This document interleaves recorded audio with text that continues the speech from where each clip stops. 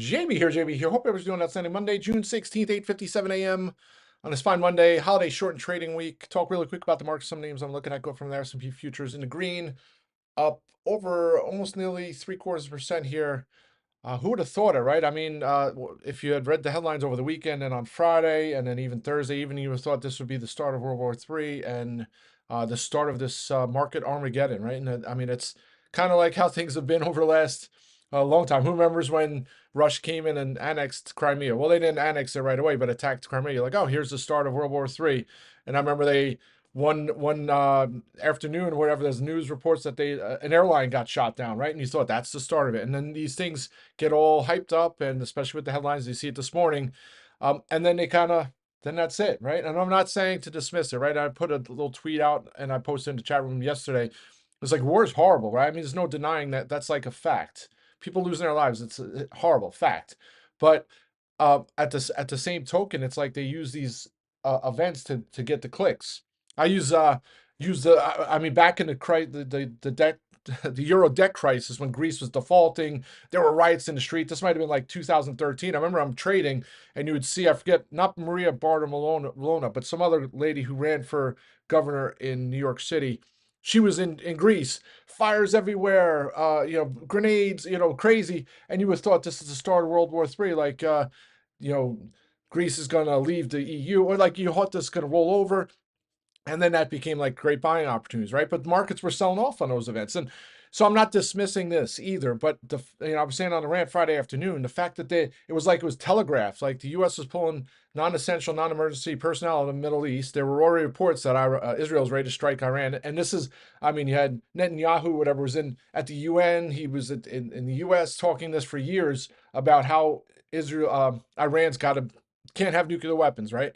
So now that they got so close to what it looks like possibility, they figured this was the time. And crazy because Israel has already got some fronts that they're working on, but for them to it telegraphed and then they just go in and like Iran didn't even like have responses for them, and then Iran comes out the next morning and says, we're going to unleash whatever on Israel, and then most of those missiles got shot down, and people did lose their lives and what have you. But you would think like if this was such a situation, Iran, they would do something. It hasn't escalated. It's like they have no partners anymore.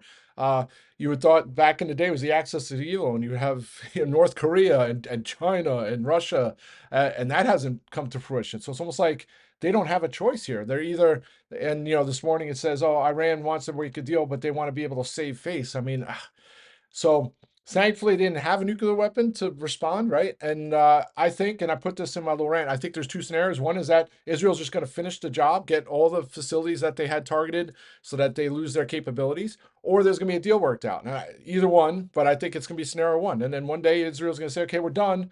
Don't don't go back to enriching uranium or whatever, and then that'll be that. So we'll see how this all plays out. But funny enough, over the weekend, oil to $130. You see those headlines, all this disruption. And meanwhile, Iran's responsible for like less than 2% of the oil production in the world. And the concern would be the Strait of Hormuz, however you pronounce it, like worrying about shipments and disrupting that. But like that has been negligible. And I think even if that started to happen, there would be repercussions. So and not only that, this is not 1973 oil embargo situation, right? The U.S. produces the most oil by far. It is a lot. The transportation's more efficient. It's just pipelines. There's all these different things that weren't there in 1973 that are here now. That just it makes this almost like a moot point, And the U.S.'s relationship with Saudi Arabia and some of these countries in Middle East, it's just totally different. All right. So that's kind of the overall market. Yeah, last week I was talking about the new range 597 to 604. Sure enough, that range played true outside of getting over 6 to 605. If that cooler inspected inflation report. Got to watch today. 597 to 606. Maybe that's kind of a new range. Only 4 trading days this week. But it's a big week. We get retail sales data tomorrow. We have the Fed meeting on Wednesday. And then we have the G7 meeting going on. You have to think there's going to be some kind of headlines with China, not with Japan in the U.S. and Canada in the U.S. in regards to trade deals. That's kind of what I would hope. And then the other hope is there's no negative shenanigans from the U.S. side in regards to the trade deal. So if we can kind of get out of this week on Wednesday, you have to think Fed Chair Powell is going to kind of still hold the stance in regards to cutting rates, but I think open a possibility of cuts probably in September. So I think that will start to increase. And I think if he's able to spin, hey, inflation data is cooling off, but just want to do it, want to keep things as wait and see approach and not spook folks that he's waiting too long to cut rates. I think the market will do fine. Um, and also, I put on a watch list this morning. Well, tomorrow's retail sales number estimates are for negative. I think it's like negative 0.6%. It's almost, and I was saying this last week too. It's almost like if there's bad economic data outside of the inflation, right? You don't want to see hotter than expected inflation. It just adds more fuel to the fire of cutting rates. That's the overall market. 597, 606 on the SPY. I'll be watching that under 597. I might look to get some put hedges. SQQQ calls probably be the trade of choice. And then just quick other snapshots here. The amount of stocks trading over their 50-day moving average still over 70%. And then you could say it's negative that the amount of stocks trading over their 200-day moving average still at 50%. But I think that just means there's room for more uptrend, right? Longer trends. Because the fact that the 200-day moving average hasn't been breached means we need to trend longer and higher for longer for those to go. So all right, that's kind of that. So now individual names, just really quick. First, Roku had announced some news this morning, integration with the Amazon Ads, their ad platform.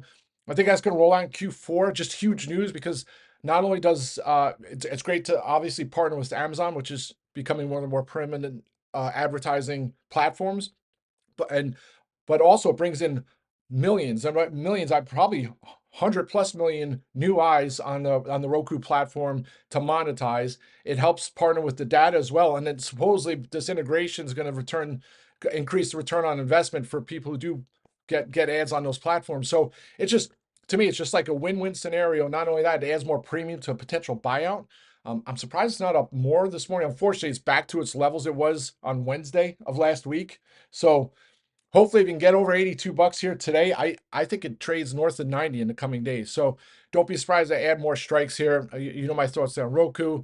And then SolarEdge. SolarEdge was trading like it was 1990, right? So back in the day, I was saying on a rant on Friday, when oil price used to go up, you would have all these alternative energy stocks go bonkers, especially in the solar sector. It'd be like, oh my gosh, everybody's going to start switching to solar because oil prices are going up. And then Friday was almost like deja vu. SolarEdge was rallying again, up 10%. For solar was rallying.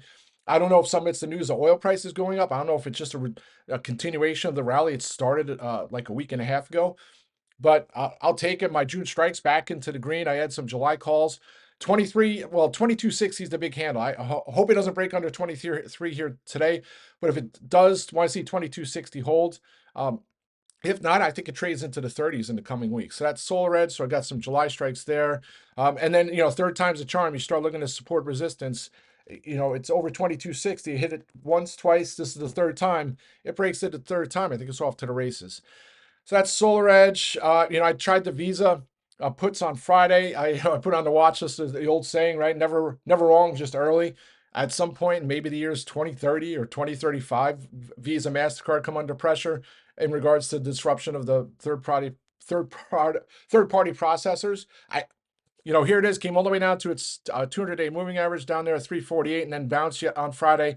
I'll be watching. It looked kind of overbought anyway, but it's not the most volatile name to begin with. And now you have analysts out this morning, just reaffirming their bullish stance on the names. Oh, stablecoin is not going to impact them. But you have to think these retailers, if they're smart and the market's smart, right? You have to think at some point the market's going to force these third-party processing fees to either go down substantially or just disappear. So the FTC has tried, monopolies, fines in the EU, all these things they've tried to do. And, Chime, I was mentioning on Friday, I think that was a name that was acquired by Visa or MasterCard. And then the FTC nixed the deal because it's going to be a monopoly. So, all right, so that's Visa, Master. Don't be surprised, especially, I would probably wait for 597 to break on the SPY if that happens. But even without, I'll be watching those for possible some spec puts. Still love Serve and Joby here. Lucky enough to get out my my Serve calls last week on a spike over $13 to close them out to cover costs, ride some freebies. I think it heads over 15 in the coming weeks and months, so I'll continue to look for strikes there. Same with Joe, be able to get some out on that spike over $10. I still have plenty of time on the July calls, but I'm still looking maybe October's, right? The October 15s. So I'll continue to look for those. And, I keep looking over the weekend for other names playing the drone space. And AVAV was one of my top 5 stocks from back in the day. I think the stock used to be like $60. Don't quote me again on this, but that's another one of those Spruce Point Capital guys shorts. He said it was going like $20, call it a fraud, whatever. But stories for other days. I keep looking for other names to play in the drone space. There was an IPO last week. So I'll keep digging. Hopefully, I find another name that I'm a little more confident on. But I like AVAV. It's just huge bounce off its lows. Um, and then last but not least, I wouldn't say last but not least, but VKTX, disappointing session on Friday. I mean, down over 8%. Not no news, no catalyst, but here it is. You take a look at the charts. It's been chopping around in I wouldn't call it a tight range, but 26 to 30 over the last month and a half, 2 months. So if you can hold that today, I'm not adding more strikes, but it's got to get over 30 bucks. Still have catalyst, right? I think a study is going to be announced at the end of this month, and then the phase 2 data for the oral GLP-1 data the oral data is going to come out at the end of July or August. So those will be the next two catalysts. And then still, Wayfair, Lemonade, RH. I put Dell on there too because Dell has tight Bollinger Bands. So if Dell shows some signs this week, could be the day I finally get back into Dell after its earnings fiasco. And Archer's doing well after its offering. So you had to think, and I was looking for some strikes on that one. I was waiting for 10 to hold. Don't be surprised if I had some strikes there on Archer. And I think that's it, folks. Let's have a great day. I'll be back. Rock and roll.